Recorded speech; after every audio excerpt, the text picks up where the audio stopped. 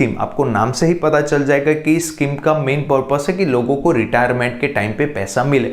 So after 60 जैसे ही कोई person यहाँ पे रिटायर होता है तो यहाँ पे अगर उन्होंने इस स्कीम में इन्वेस्ट किया होगा तो उनको आफ्टर रिटायरमेंट यहाँ पे एक मंथली पेंशन का ऑप्शन मिलता है।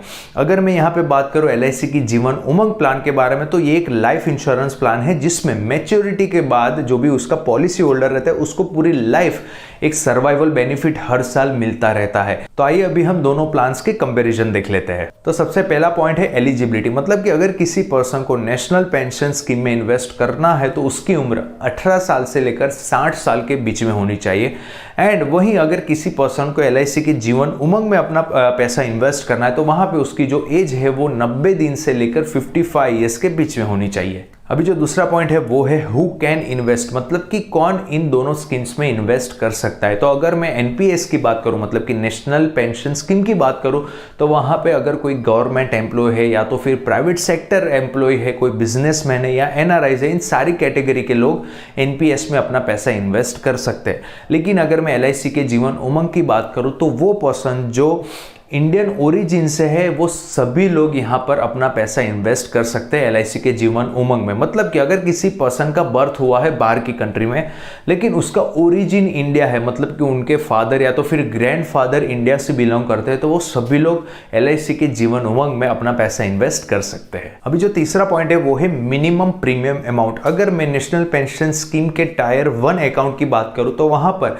मिनिमम आपको हर साल 1000 रुपीज का इन्वेस्टमेंट करना है। मतलब कि इस अकाउंट को मेंटेन रखने के लिए मिनिमम आपको हर साल एटलीस्ट 1000 रुपया यहाँ पे जमा करवाना है। लेकिन अगर मैं LIC के जीवन उमंग की बात करूँ तो यहाँ पे सबसे मिनिमम जो प्रीमियम रहता है ईयरली वो बनता है 6400 रुपीज। अभी जो चौथा पॉइंट है वो है री इन्वेस्टमेंट ऑफ आवर मनी, मतलब कि हम यहाँ पे दोनों स्कीम्स में NPS हो चाहे फिर LIC का जीवन उमंग हो, इन दोनों में हम जो हमारा पैसा इन्वेस्ट करते हैं तो वो वहां पर आगे किस तरह से हमारे पैसों को वो री इन्वेस्ट करते हैं, मतलब कि हमारा पैसा वो कंपनीज के थ्रू कहाँ पर लगता है। तो अगर मैं NPS की बात करूँ नेशनल पेंशन स्कीम में, तो हम जो भी हमारा पैसा इन्वेस्ट करते हैं वो जाता है एक तो इक्विटी में, आफ्टर दैट सेंट्रल बॉन्ड्स में, गवर्नमेंट सिक्योरिटीज में एंड ऑल्टरनेटिव एसेट्स में हमारा पैसा इन्वेस्ट होता है। लेकिन अगर वहीं पर मैं LIC के जीवन उमंग की बात करूं या तो फिर LIC के किसी भी प्लान की बात करूं तो हमारा पैसा इन्वेस्ट होता है government projects, government bonds, central bonds, treasury bills या तो फिर अपकमिंग इंफ्रास्ट्रक्चर प्रोजेक्ट्स,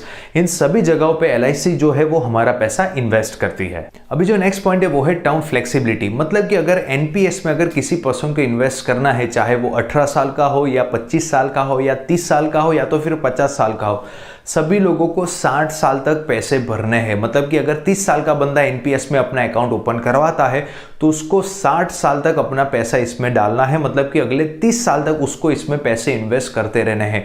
सो 60 साल से पहले किसी के पास भी ऑप्शन नहीं कि वो यहाँ से मैच्योरिटी निकाल सके। लेकिन अगर मैं वहीं पर LIC के जीवन उमंग की बात करूँ तो उसमें आपको 4 तरह की टर्म्स का सिलेक्शन दिया जाता है, चाहे आप इसमें 15 साल, 20 साल, 25 साल एंड 30 साल, इन चारों में से किसी भी एक टर्म को आप सिलेक्ट करके अपना प्लानिंग यहाँ पे शुरू कर सकते हो। तो यहाँ पे जो LIC का जीवन उमंग है उसमें आपको एक बेनिफिट एडिशनल मिलता है कि आप यहाँ पे अपने हिसाब से टर्म को सिलेक्ट करके अपना जो प्लानिंग है उसको स्टार्ट कर सकते हो। अभी जो नेक्स्ट पॉइंट है वो है टैक्स बेनिफिट। तो चाहे आप नेशनल पेंशन स्कीम या तो फिर LIC के जीवन उमंग में अपना पैसा इन्वेस्ट कर रहे हो, सो दोनों में जो भी प्रीमियम अमाउंट है उस पर आपको सेक्शन 80C के तहत यहाँ पे टैक्स बेनिफिट मिलता है। अभी जो नेक्स्ट पॉइंट है वो है लोन बेनिफिट। सो NPS में आपको किसी भी तरीके का लोन ऑप्शन नहीं दिया जाता। आप चाहे कितना भी पैसा नेशनल पेंशन स्कीम में इन्वेस्ट करते हो, यहाँ पे गवर्नमेंट की तरफ से आपको लोन नहीं मिलती। लेकिन उसके सामने अगर मैं LIC के जीवन उमंग की बात करूँ तो यहाँ पे आप 2 साल के बाद लोन के लिए एलिजिबल हो जाते हो एंड हर साल जैसे जैसे आप प्रीमियम भरते रहते हो वैसे वैसे आपकी जो लोन की एलिजिबिलिटी है वो बढ़ती रहती है एंड आपको जो लोन मिलने की जो भी रकम है वो भी हर साल बढ़ती रहती है। एंड यहाँ पे LIC के जीवन उमंग का सबसे बड़ा जो प्लस पॉइंट है वो ये है कि आपकी मैच्योरिटी के बाद भी आपको 100 साल तक, जब तक आपकी पॉलिसी चालू रहेगी तब तक आप एक पर्टिकुलर लोन अमाउंट के लिए एलिजिबल रहते हो। ये जीवन उमंग का सबसे बड़ा प्लस पॉइंट है। आफ्टर दैट जो नेक्स्ट पॉइंट है वो है मल्टीपल अकाउंट्स, मतलब कि नेशनल पेंशन स्कीम में कोई एक पर्सन सिर्फ एक ही अकाउंट ओपन करवा सकता है उसके नाम का। सो एक पर्सन पे एक ही अकाउंट रहेगा, वो मल्टीपल अकाउंट्स यहाँ पे ओपन नहीं करवा सकता। लेकिन अगर मैं LIC के जीवन उमंग की बात करूँ तो यहाँ पे एक बार पर्सन अगर प्लानिंग परचेस करता है तो 2 या 3 साल के बाद जैसे उसकी इनकम बढ़ती है तो वो एडिशनल दूसरे भी LIC जीवन उमंग का जो प्लानिंग है उसको परचेस कर सकता है। सो यहाँ पे किसी भी तरीके की लिमिटेशन नहीं, आप चाहे एक बार, 2 बार, 5 बार, 10 बार, जितनी बार चाहो LIC का जो प्लानिंग है, LIC का जीवन उमंग प्लानिंग है, उसको आप परचेस कर सकते हो। अभी जो नेक्स्ट पॉइंट है वो है पार्शियल विड्रॉल, मतलब कि नेशनल पेंशन स्कीम में अगर आपको बीच से पैसे निकालना है तो आपको सबसे पहले 10 साल तक वेट करना है। 10 साल के बाद ही आप पार्शियल विड्रॉल के लिए एलिजिबल होते हो एंड उसके बाद भी आप पूरे पैसे वहां से विड्रॉ नहीं कर सकते। आपने जितना पैसा इन्वेस्ट किया है इन 10 सालों के अंदर उसका 25% जितना अमाउंट ही वहां से आप निकाल सकते हो।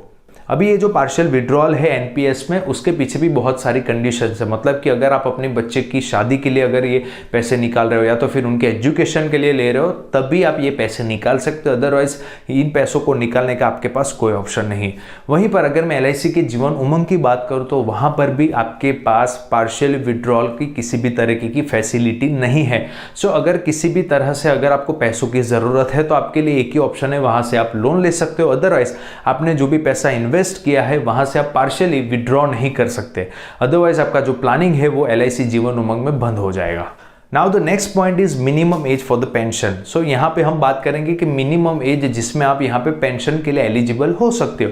सो NPS में जो मिनिमम एज है पेंशन के लिए वो है 60 साल एंड अगर मैं LIC की बात करूँ, LIC के जीवन उमंग की बात करूँ तो यहाँ पे जो मिनिमम जो मैच्योरिटी एज है वो है 30 ईयर्स, 30 साल। अभी जो नेक्स्ट पॉइंट है वो है सरेंडर ऑप्शन। सो यहाँ पे नेशनल पेंशन स्कीम में एक बार अगर आप इन्वेस्टमेंट शुरू कर देते हो तो मैच्योरिटी से पहले आप कहीं पर भी अपना जो पैसा है उसको सरेंडर नहीं कर सकते, मतलब कि वो प्लान को बंद करवा के आप वहाँ से पैसे नहीं निकाल सकते। लेकिन अगर मैं LIC के जीवन उमंग की बात करूँ तो उसमें 2 साल के बाद सरेंडर ऑप्शन ओपन हो जाता है। सो आप जब चाहो तब वहाँ पे अपनी पॉलिसी को सरेंडर करवा के अपने पैसे वहाँ से निकाल कर एग्जिट कर सकते हो। अभी जो नेक्स्ट पॉइंट है वो है लाइफ कवर। सो अगर आप यहाँ पे नेशनल पेंशन स्कीम में अपना पैसा इन्वेस्ट करते हो तो यहाँ पर आपको किसी भी तरीके का लाइफ कवर प्रोवाइड नहीं किया जाता। लेकिन अगर मैं LIC के जीवन उमंग की बात करूँ तो इस प्लान की सबसे खास बात यह है कि चाहे आपने 15 साल की टर्म ली हो या तो 30 साल की टर्म ली हो, बीच में आपने किसी भी साल की टर्म ली हो, लेकिन आपका जो लाइफ कवर है वो यहाँ पे 100 साल तक रहता है। मतलब कि अगर बीच में कल उठ के अगर किसी भी पर्सन को कुछ भी होता है तो यहाँ पे उनके फैमिली वालों को पैसे मिल जाएंगे क्योंकि उनका 100 साल तक यहाँ पे लाइफ कवर रहता है। एंड दूसरी जो सबसे खास बात है वो ये है कि हर साल जो लाइफ कवर की जो अमाउंट है वो बढ़ती रहती है, मतलब कि जितने साल तक वो सर्वाइव करेगा पर्सन उतनी बड़ी अमाउंट उनकी फैमिली को देकर जाएगा। सो आई थिंक यहाँ पर जो जीवन उमंग है वो सबसे बेटर ऑप्शन यहाँ पे साबित हो रहा है। Now the next point is maturity benefit. So NPS में आपको किस तरह से मैच्योरिटी मिलती है। सो एक बार अगर पर्सन 60 साल क्रॉस कर लेता है, जैसे वो सीनियर सिटीजन के लेवल पे आता है तो वहां पे उसके पास 2 ऑप्शन है। सबसे पहला ऑप्शन, उसने जितना भी अपना कॉर्पस वहां पे जमा किया हुआ है NPS स्कीम में वहां से वो 60% लमसम अमाउंट वहां से वो निकाल सकता है एंड बाकी की जो 40% जो अमाउंट है उसको as a pension every month मिलती रहती है, या तो फिर वो पूरी 100% अमाउंट को मंथली पेंशन के तौर पे ले सकता है। लेकिन यहाँ पे अगर वो पर्सन 60% अमाउंट को लेता है तो यहाँ पे दिक्कत ये होती है कि 60% में से जो 20% जो अमाउंट है उस पर टैक्स यहाँ पे उसको भरना पड़ सकता है। लेकिन अगर मैं यहाँ पे LIC की बात करूँ तो एक बार उसकी पॉलिसी टर्म खत्म हो जाती है उसके बाद उसको पूरी लाइफ सर्वाइवल बेनिफिट, मतलब कि हर साल एक फिक्स अमाउंट मिलती रहती है जब तक वो पर्सन सर्वाइव करेगा तब तक। एंड दूसरा जो बेनिफिट है वो ये है कि एक बार उसकी पॉलिसी टर्म खत्म हो जाती है LIC जीवन उमंग में, उसके बाद उसको जैसे ही हर साल एन्युटी आनी शुरू हो जाती है तो बीच में अगर उसको लगता है कि मुझे अभी हर साल ऐसे पैसे नहीं चाहिए तो वो वहाँ पे उसकी जो भी कैश वैल्यू बनती है उसको वहाँ से लेकर पूरे प्लान से एग्जिट पर्सन कर सकता है। एंड सेकेंड थिंग कि ये जो मैंने कैश वैल्यू की बात की वो कैश वैल्यू भी जब तक उसको एन्युटी मिलती रहती है तब तक हर साल बढ़ती रहती है। सो अगेन यहाँ पे भी बेनिफिट है कि LIC जीवन उमंग में आप जब चाहो तब अपनी कैश वैल्यू को लेकर एग्जिट कर सकते हो। Now the most important point, return on maturity. भाई कितना टका मिलेगा हम जो भी पैसा इन्वेस्ट करेंगे। सो अगर मैं सबसे पहले नेशनल पेंशन स्कीम की बात करूं तो यहाँ पे किसी भी तरीके का रिटर्न फिक्स नहीं है, क्योंकि यहाँ पे आपका जो पैसा है वो इक्विटी है या तो फिर कॉर्पोरेट बॉन्ड्स है, गवर्नमेंट सिक्योरिटीज है एंड ऑल्टरनेटिव एसेट्स में जाते हैं। तो यहाँ पे आपके जो पैसे हैं वो मैक्सिमम केस में मार्केट में इन्वेस्ट होते हैं। सो जिस तरह से मार्केट रिटर्न देगा वैसे ही आपका रिटर्न यहाँ पे बनने वाला है।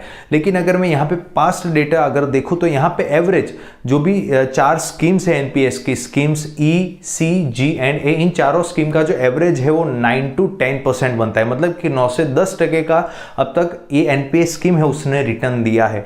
लेकिन अगर मैं एलआईसी के जीवन उमंग की बात करूं तो यहाँ पे जो भी जीवन उमंग का रिटर्न है वो उसके सम एश्योर्ड का 8% पूरी लाइफ गारंटीड बनता है। मतलब कि यहाँ पे एलआईसी उसकी गारंटी देती है कि आपका जो भी सम एश्योर्ड आप यहाँ पे सिलेक्ट करते हो उसका 8% पूरी लाइफ, मतलब कि जब तक पर्सन सर्वाइव करेगा तब तक उसको देना है एलआईसी को। अभी जो लास्ट पॉइंट है वो है मैच्योरिटी सेफ्टी, मतलब कि आपकी जो भी मैच्योरिटी बनेगी वो कितने हद तक सेफ होने वाली है। तो अगर मैं एमपीएस की बात करूँ तो यहाँ पे जैसे मैंने बोला कि आपका जो भी पैसा है उसमें मैक्स टू मैक्स 50% तक जो आपका पैसा है वो इक्विटी मार्केट मतलब कि शेयर मार्केट में इन्वेस्ट होता है। सो यहाँ पे किसी भी तरीके की गारंटी ना होने की वजह से आपका जो इन्वेस्टमेंट है वो रिस्क में जाता है, बिकॉज यहाँ पे आपका जो पैसा है वो इक्विटी पोर्शन में रहता है। सो आपका जो रिटर्न है वो वेरी कर सकता है। इसके लिए आपकी जो भी मैच्योरिटी की, जो अगर मैं सेफ्टी की बात करूँ तो यहाँ पे आपकी मैच्योरिटी थोड़ी बहुत रिस्क में आ जाती है। लेकिन अगर मैं एलआईसी की बात करूँ तो एलआईसी की ऑफिशियल वेबसाइट पे शो किया गया है कि जीवन उमंग में जो भी आपको मैच्योरिटी मिलेगी, जो भी आपको सर्वाइवल बेनिफिट मिलेगा हर साल, वो उसके टोटल जो भी सम एश्योर्ड है उसका 8% मिलता है। एंड अगर चलो मान लेते कि कल उठ के एलआईसी उठ जाती है, जो हालांकि पॉसिबल नहीं है, लेकिन अगर हो जाती है, उठ जाती है, तो एज पर सेक्शन 37 1956 एक्ट जो एलआईसी अपने पॉलिसी होल्डर्स को जो भी आपको कमिटमेंट देगी, मतलब कि अगर उसके जो भी पॉलिसी होल्डर्स है उसको एलआईसी कमिटमेंट देती है, जैसे कि जीवन उमंग में वो कमिटमेंट देती है कि वो हर साल सम एश्योर्ड का 8% देगी at the time of maturity. अगर कल उठ के एलआईसी नहीं रहती तो उसके लिए जो भी सेंट्रल गवर्नमेंट है वो रिस्पॉन्सिबल है। एंड कल उठकर अगर एलआईसी चली जाती है तो उसका जो पैसा है वो सेंट्रल गवर्नमेंट उसके पॉलिसी होल्डर्स को देगी। सो यहाँ पे आपकी डबल सिक्योरिटी बन जाती है। सबसे फर्स्ट थिंग एलआईसी का जो जीवन उमंग है वो एलआईसी है उसकी अथॉरिटी, तो यहाँ पे एक ऑथेंटिसिटी एलआईसी की ऑलरेडी है। एंड सेकंड जो बेनिफिट मिलता है वो ये है कि आप कल उठ के अगर एलआईसी नहीं भी रहती तो आपको गवर्नमेंट का बैकअप यहाँ पे दिया जाता है। तो फ्रेंड्स आई होप अभी आपको समझ में आ गया होगा कि आपको कौन सी स्कीम में इन्वेस्ट करना है, चाहे आप एनपीएस में इन्वेस्ट करो या तो फिर एलआईसी के जीवन उमंग में करो, दोनों में आपके जो पैसे हैं वो गवर्नमेंट के पास ही जाने वाले हैं। लेकिन अगर मैं इस पूरी चीज को कंक्लूड करूं तो यहाँ पे कंक्लूजन ये बनता है कि अगर आपको रिटर्न ज्यादा चाहिए तो ज्यादा रिटर्न के लिए आपको जाना पड़ेगा ज्यादा रिस्क में।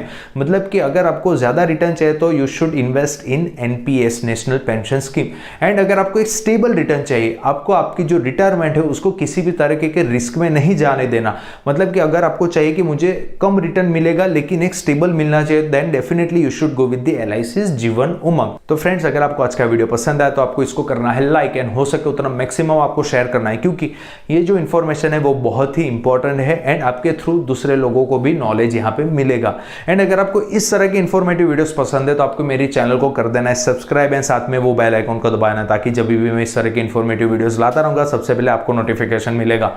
तो मिलते हैं नेक्स्ट वीडियो में, तब तक के लिए goodbye, stay healthy and stay wealthy.